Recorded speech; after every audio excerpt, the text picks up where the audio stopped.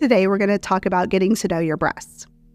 You may have heard about a breast self-exam, and you may have heard that you should do it every month. But it's just important that you do it frequently and notice any changes.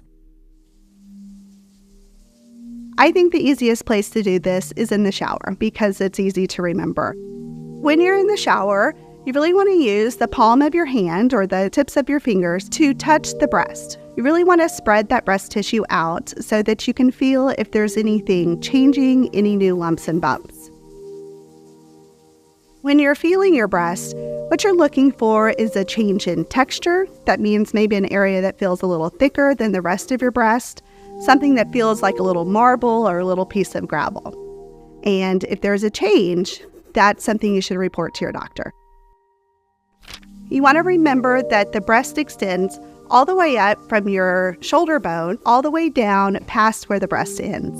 It should also go all the way to the middle part of your body over the sternum or the breastbone, and then laterally to the edge of your breast. Don't forget under your arm. That's where your lymph nodes live. And the lymph nodes are the first place that cancer spreads. So you want to make sure that you're touching up underneath your arm to make sure there's no lumps there. The second part of the breast exam involves looking at your breasts. Also easiest done when you're getting out of the shower, you look at yourself in the mirror. What you're looking for is really a change in shape of the breast. Maybe one breast does not look like the other, and that's something new for you. And no, not all two breasts are the same. I say they're sisters and not twins because one is going to be different. But you should know how your breast looks and feels so then you can report any changes.